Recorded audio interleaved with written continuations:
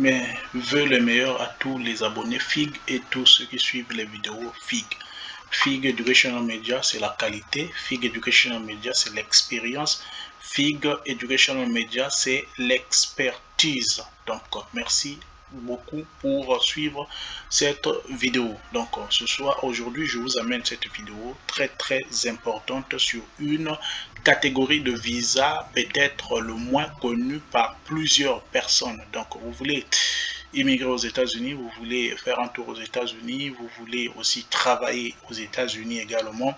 Voici une catégorie de visa moins connue, mais qui est très efficace pour ceux qui ont de talent, ceux qui ont les talents, ceux qui ont un métier professionnel, une formation professionnelle avec une expérience. Donc, vous pouvez utiliser cette catégorie de visa pour immigrer pour un temps temporaire aux États-Unis comme non-immigrante. Donc, le programme ou le visa catégorie s'appelle J1 visa. Donc, J1 visa, c'est un visa d'échange. Donc, vous pouvez voir comme c'est écrit Exchange Visitor Skills List. Donc, Exchange Visitor J1 Exchange Visitor Visa. Donc, c'est un visa de visite d'échange, un visa d'échange de visite, c'est-à-dire échange de culture. C'est un programme que les États-Unis avaient mis en place comme une catégorie de visa pour les travailleurs autour du monde afin de venir pour une période précise, peut-être 3 mois, 6 mois, une année, de travailler aux États-Unis pendant cette période afin de partager aussi votre expérience, votre culture. Donc c'est un moyen d'échange, que plusieurs employés utilisent, plusieurs employeurs utilisent pour les travails temporaires tels que les travails d'été, donc summer job, les travails d'été, les travails d'hiver, les travails d'automne, les travails de printemps. Donc c'est ça, plus souvent ça se passe 2 fois l'année au niveau de l'été et l'automne. Donc c'est ça sur le J1 visa d'échange. Donc je vais aller dans la liste. D'abord, ce que vous devez savoir. FIG Educational Media, c'est la compétence. FIG Educational Media, c'est l'expertise. FIG Educational Media, c'est toujours le savoir-faire d'amener encore plus d'informations pour éclairer les gens. Donc, complete the online J1 Visa Waiver Recommendation Application. Donc, pour compléter cette forme, pour compléter la forme, d'abord, vous complétez d'abord la forme DS 3035. Donc ça c'est la forme, rappelez-vous, ceux qui jouent à la DV Loterie, ceux qui ont gagné la DV Loterie, ils connaissent déjà le DS au niveau de cette la fiche électronique. La fiche électronique que vous remplissez, donc il y a la DS 260, ça c'est pour la DV Loterie, quand vous gagnez la DV Loterie. Il y a la DS 5501, ça c'est quand vous jouez à la DV Loterie. Donc cette page là, là où vous remplissez vos données et tout ça pour soumettre afin de participer à la loterie, qui est appelée la DS 5501. Si j'ai bonne mémoire, c'est ça. Et quand vous gagnez maintenant la DV Loterie, vous devez remplir la DS 260. Donc ça, c'est les plus connus au niveau de la Diversity Visa Loterie. Maintenant, pour le programme de J-Visa, donc J1 Visa, qui est un visa d'échange, la fiche à remplir, c'est compléter la DS 3035 available on J-Visa Waiver online web page. Follow the instruction. Vous suivez les instructions et vous devez utiliser la forme en ligne et puis vous devez le soumettre.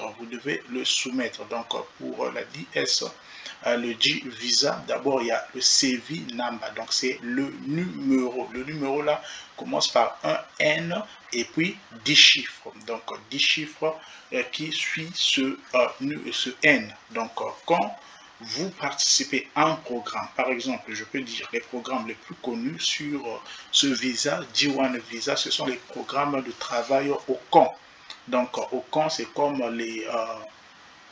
les camps de vacances, c'est bien même ça en français, c'est aussi les camps de vacances, par exemple les enfants qui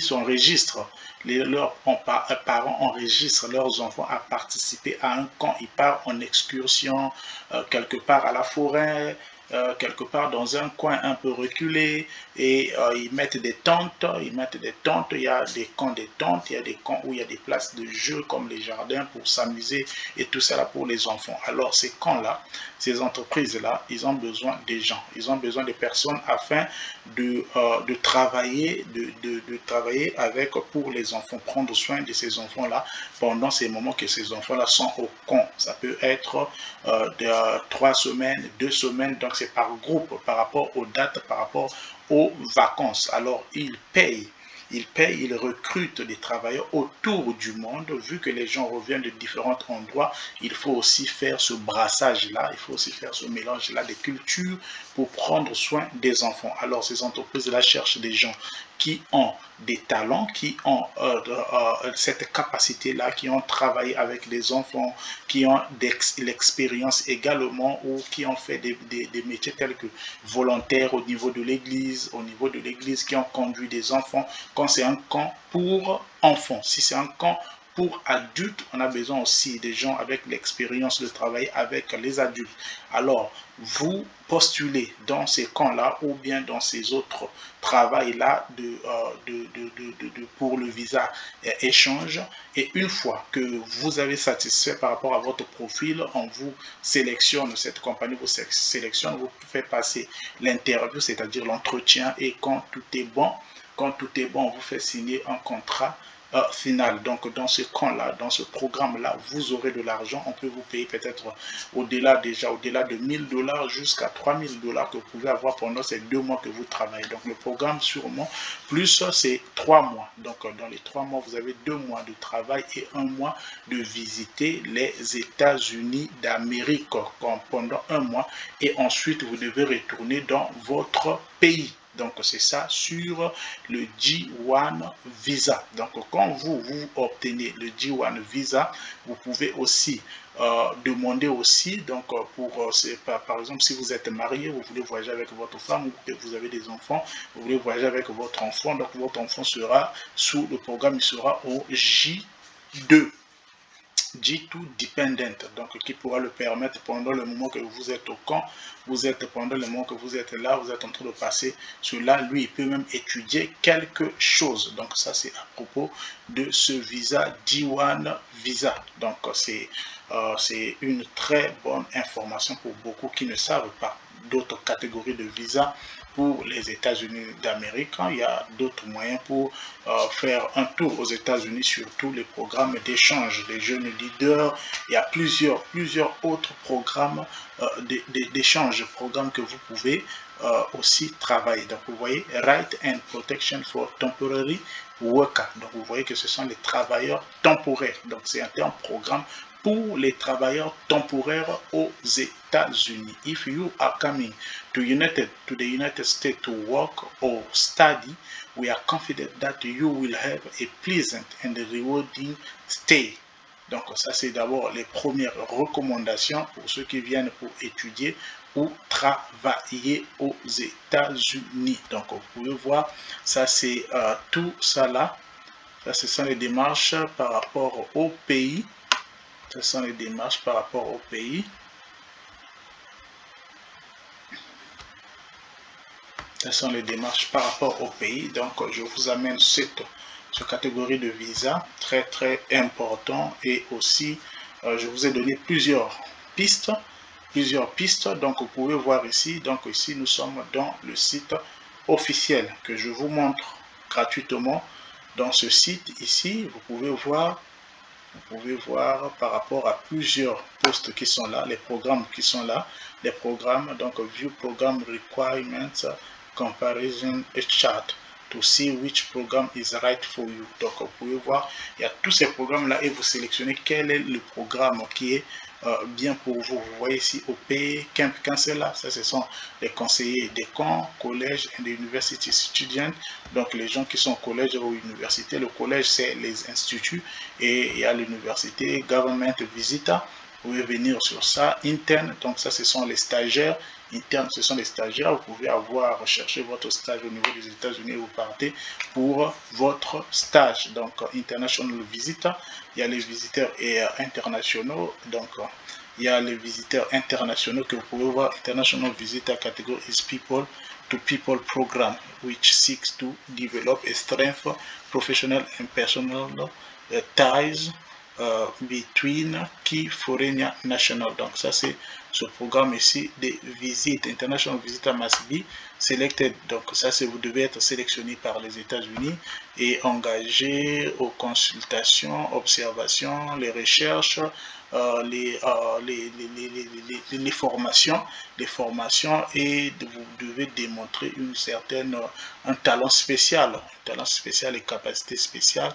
Recognize the potential leader, donc in the field of specialism, vous devez être un leader dans votre domaine de spécialisation. Donc le bénéfice c'est la culture understanding, la culture, la compréhension de la culture. Donc vous pouvez voir ça, c'est à propos de ce programme là internationaux. Donc vous pouvez voir le programme d'échange international. Il y a les camp counselors, donc physician, ça c'est pour les docteurs, professeurs. Il y a les recherches scolaires, secondary school student, donc ça ce sont ceux qui sont à l'école secondaire. Il y a les short term scolaires, spécialistes, STM initiative, ça c'est pour les sciences et technologies, et Summer Work Travel, donc ceux qui travaillent, les travailleurs d'été, les voyageurs. Donc vous pouvez voir ici college and university student enroll full-time in pushing studies at a post-secondary accredited institution located outside the United States to come to the United States to share the culture. Donc si vous êtes au collège ou à l'université dans une université ou une école qui se trouve à l'extérieur des États-Unis, par exemple en Afrique, en Asie et autres, tout ça, vous pouvez aussi appliquer, vous pouvez aussi postuler pour ce programme de travail de voyage d'été, et afin de venir aux États-Unis pour faire l'échange de culture et autres. Donc vous pouvez voir ici Ambassador Fund for Summer Work Traveler. Donc ça, ce sont les différents programmes. Donc Bulgarian student Valerie share the experience in living and working in the United States. Donc ça c'est ça. On a ce programme là, Ambassador Fund and the Summer Work Travel Experience. Summer Work Travel Student must be. Donc ça ce sont les conditions. La condition d'abord, la première condition, donc tous ces programmes ici, pour les travails temporaires aux États-Unis, vous devez d'abord être capable de parler l'anglais, vous devez maîtriser l'anglais. Niveau 4, quand on dit proficient, niveau 4 au moins. Niveau 4 au moins, vous pouvez écrire, parler, lire et bien écouter l'anglais. Donc c'est ça. Donc, sufficiently proficient in English to successfully interact with an English speaker environment. Donc, c'est ça, la première condition, c'est l'anglais. Donc, quand vous n'avez pas l'anglais, ces programmes-là, vous ne pouvez même pas postuler à une de ces programmes. Donc, la première des choses, c'est l'anglais, la première des conditions. Après l'anglais, post-secondary school student enroll in and actively pursuing a degree. Donc ça c'est pour les gens qui sont après votre année de baccalauréat de l'école secondaire. Donc quand vous êtes enregistré, vous êtes inscrit à un programme à temps plein pour terminer un diplôme, vous suivez un diplôme ou une licence ou autre, tout ça. Et puis have successfully completed at least one semester or equivalent of post-secondary academic study. Donc vous devez au moins faire au moins un semestre au niveau de votre université avant de vous lancer dans ce programme-là comme étudiant. Ça c'est pour les étudiants qui voyagent pour travailler, les travails d'été. Vous pouvez voir pre-placed in a job prior to entry unless from a visa with a country. Donc c'est ça. Les bénéfices sont là. Donc vous pouvez voir ça. Ça vous donne l'opportunité et vous donne l'opportunité de vivre et travailler aux États-Unis pendant vos vacances d'été. depuis votre collège et toute l'expérience, ça vous expose avec l'expérience et autres. Donc vous pouvez voir tous ces programmes là, Summer Work Travel 2023, Season Programme Date by Country, donc les programmes par pays, Summer Work Travel Community Support Group, vous pouvez voir tout ça, c'est ça, au niveau de ce que je dis ici par rapport au visa pour les étudiants. Donc vous pouvez voir ici, le programme que je vous ai bien détaillé, c'est ça ici, c'est sans les camps quand c'est là. Donc vous pouvez voir aussi ici les camps. Vous pouvez voir, ça c'est un camp, ça ce sont des enfants. Au niveau, il y a la mer, peut-être qu'il y a là une rivière. Vous voyez déjà qu'il y a comme une forêt qui est là derrière et tout ça là. Vous pouvez voir là, ils partent là pour se laver. Ils partent là avec le bateau. Donc vous pouvez voir ici, ça c'est ce programme. Camp Counselor Program enable post-secondary students, youth workers, and teachers to share their culture and ideas with the people. Donc ça c'est pour les enseignants, les jeunes travailleurs, les jeunes employés et aussi ceux qui sont à leur première année de bac, donc après leur année de baccalauréat, d'examen d'état, de diplôme d'état. Donc vous pouvez participer à ce programme. Donc Camp Counselor must be sufficiently proficient in the English language. Donc ça c'est la première condition. Vous devez être suffisamment avancé en anglais. Donc foreign post-secondary student, donc ça ce sont ceux qui les personnes qui ont eu le bac, qui ont déjà après leur diplôme, les jeunes travailleurs, les enseignants et aussi les individus qui sont avec des spécialités, des talents un peu spéciaux. Donc vous pouvez voir, et vous devez avoir au moins 18 ans, pas inférieur à 18 ans. C'est ça, c'est les bénéfices, ils sont là. Participants ici, they will receive pay and benefits commensurate with those offered to the American counterpart at the camps. Donc c'est ça, vous allez être rémunéré, vous allez avoir une partie de l'argent, vous allez être rémunéré. Donc have to perform non-counseling duty as part of camp life but not serve as staff. Ok, c'est ça. C'est ça à propos de le travail au camp. Donc vous pouvez voir ici, ce sont plusieurs. Vous pouvez voir ici, ça ce sont les gens qui sont intéressés pour faire un stage aux États-Unis par rapport à ton domaine. Vous pouvez voir ici, c'est ça. Internship program are designated to allow foreign college and university students or recent graduates to come to the United States to gain exposure to US culture and to receive hands-on experience in US business. Donc c'est ça pour les programmes de stage. Donc vous devez être enregistré dans un programme, vous suivez les études et dans un diplôme étranger, et aussi votre institution doit être en dehors des États-Unis. Donc les gens qui ont déjà eu leur licence, qui sont gradués dans les institutions, une institut, no more than 12 years, donc ça ne doit pas être au-delà d'une année. C'est ça, ça ne doit pas être au-delà d'une année. Vous pouvez voir pour les recherches et autres. Donc ça c'est la vidéo que je vous emmène par rapport au D1 visa. Donc c'est ça, comment apply to be a sponsor, programme sponsor, current sponsor. Donc ça c'est ok, ça c'est participant. Apply for D1 visa, current D1 visa.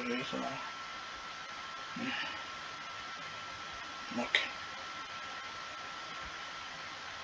Ce sont les programmes que nous avons vus.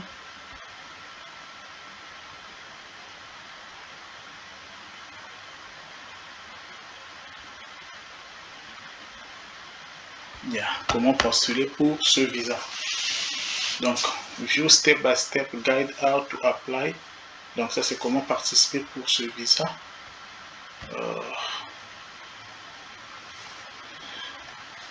Donc ça c'est le prix, les coûts et aussi ceux qui sont éligibles avec ça. Vous pouvez voir, il y a des montants ici, l'assurance à payer, la langue anglaise, l'assurance à payer. Il y a le pre-arrival information, on va tout donner information, l'orientation, monitoring, un programme fees que vous allez payer pour participer à ces programmes-là. Il y a toujours un paiement que vous allez payer aux entreprises là. Parfois, c'est 50 et quelques dollars, parfois toute la somme avec les dépenses que vous allez faire. Ça peut faire aux alentours de 399 dollars ou 400 dollars ou 500 dollars. Donc, c'est ça. Vous avez les programmes FI, donc le programme où vous participez, le prix qui est chargé. Et vous avez le CV fee, le numéro de N là, que vous payez avec le gouvernement, le State Department, donc le Department of Homeland Security.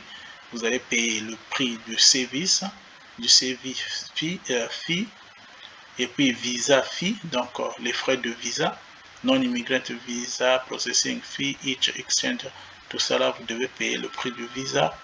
À part le prix du visa, après avoir rempli votre DS 2029-19, donc 2019, certificat éligible visa insurance fee. Donc vous devez payer l'assurance, le coût du visa, vous devez payer l'assurance, le coût du visa et quoi encore, le programme, le montant du programme payé, et puis les frais du programme, les frais de CV fee, donc le numéro N est là que vous devez payer pour le gouvernement. Au niveau du gouvernement, vous devez payer cela. Vous devez payer cela. Donc, c'est ça à propos de D1 Visa que vous pouvez savoir. Le site est là. C'est Bridge US. Donc, c'est ça qui vous connecte avec tous ces grands programmes. Donc, c'est ça.